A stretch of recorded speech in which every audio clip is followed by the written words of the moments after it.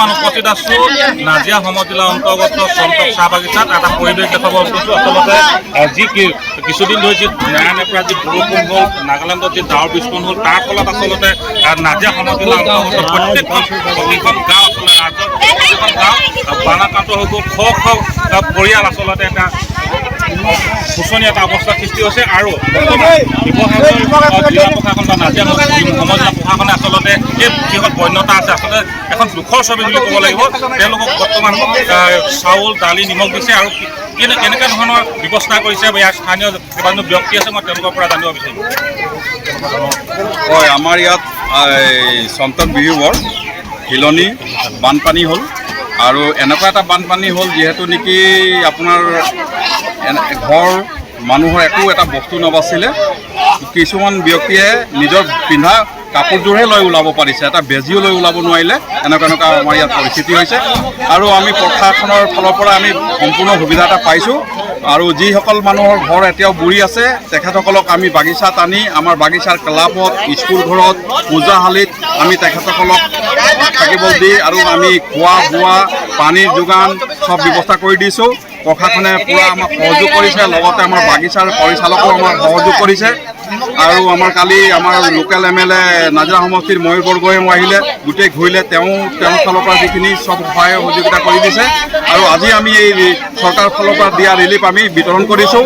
গোটেই এৰিয়াটোৰ চবকে দিছোঁ, অকল বাগিচা বুলি নহয়, গোটেই মানে বুৰি থকা গোটেই এৰিয়াটোকে আমি দিছোঁ। চাউল দিছোঁ, দালি দিছোঁ, নিমখ দিছোঁ। তাৰপাছতে বাকী আৰু ৰন্ধা সিজা কৰি তেখেতসকলৰ খোৱা বোৱা আমি ব্যৱস্থা কৰিছোঁ। সন্তক বিহুবৰ অঞ্চলটো কিমানখন গাঁও অঞ্চলত মানে ডুব গ'ল? সন্তক বিহুবৰ বুলি ক'লে বাগিচাটো অকণমান যদি বাচিছে, সন্তক, হিলনি, কগৰিজান এনেকুৱা ঠাই কিছুমান আছে, বিহুবৰ ৰঙাজান, আপোনাৰ বিহুবৰ হিলনি একো বাচি থকা নাই। একদম টিঙৰ ঘৰৰ ওপৰলৈকে পানী গৈছে। কিছুমান ব্যক্তি ঘৰত 30টা 40টা গাই বন্ধা আছে, গোৱালিত 30-40টা গাই একেচোতে পানীত মৰি গৈছে।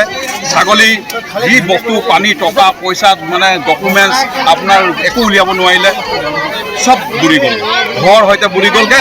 মানুহখিনি কথম্পি কোনোবাই টিঙৰ ওপৰত, কোনোবাই গছৰ ওপৰত ধৰি থাকিলে। সেই তেখেতসকলক আমি এই নাৱৰ যোগেদি সহায় কৰি অনা হ'ল আৰু সেই তেনেকুৱাহে মানুহখিনি ওলাই আহিছে। হয়, আচলতে কেমেৰাখন এটা পৰিৱেশ দেখাব আমি দেখুৱাই আছোঁ।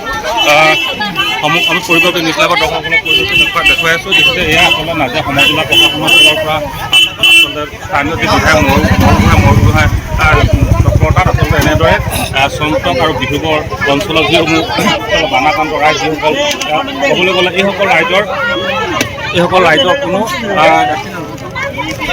ঘৰ নাই, সম্পূৰ্ণ আচলতে ঘৰ বানত বুৰি গ'ল। আৰু যাৰ কাৰণে এতিয়া এমুঠি অন্ন কাৰণে বিশুদ্ধ খোৱা পানীৰ কাৰণে হাহাকাৰ এটা অৱস্থাৰ সৃষ্টি হৈছে। আৰু নাজিয়া সমজিলা প্ৰশাসনৰ ফালৰ পৰা আৰু স্থানীয় বিধায়ক ময়ূৰ বৰগোহাঁইৰ নেতৃত্বত আচলতে এইদৰে এই বানাক্ৰান্ত ৰাইজক এতিয়া চাউল, দাইল আৰু নিমখ দিছে। আমি এতিয়া আৰু এজন ব্যক্তি আছে, আমি তেওঁৰ পৰা জানিব বিচাৰিম। খুব দুখৰ ছবি। হয়, খুব দুখ লগা ঘটনা। যোৱা 19 তাৰিখৰ পৰা যি পৰিস্থিতি আমাৰ ৰাইজে ভুগি আছে, বিশেষকৈ আমাৰ বিহুবৰ পঞ্চায়তত বিহুবৰবাসী আৰু সন্তকবাসী ৰাইজ, আৰু এনেকুৱা এটা প্ৰলয়ংকাৰী বানপানী আগে পিছে ৰাইজে দেখা নাছিলে।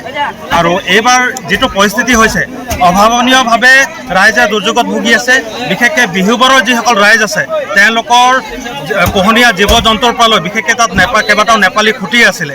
এই খুঁটিত থকা এজন ব্যক্তিৰ মানে 30টা 40টাকৈ জাৰ্চি গাইৰ পৰা আদি কৰি পশুধনৰ পৰা আদি কৰি সম্পূৰ্ণ ঘৰুৱা সম্পত্তি তেওঁলোকৰ যাহ গৈছে।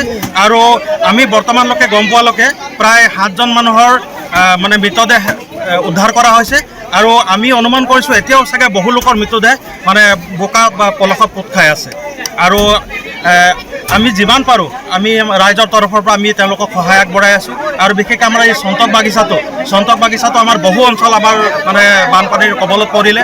বহু লোকৰ ঘৰ দুৱাৰৰ পৰা আদি কৰি সা সম্পত্তি ক্ষতি হৈছে, টকা পইচা, ছাত্ৰ ছাত্ৰীসকলৰ যিবিলাক যাৱতীয় মানে কিতাপ বহি আছিলে, তেওঁলোকৰ যিখিনি চাৰ্টিফিকেট ডকুমেণ্টছ আছিলে, সেইখিনি সম্পূৰ্ণৰূপে ক্ষতি হৈছে।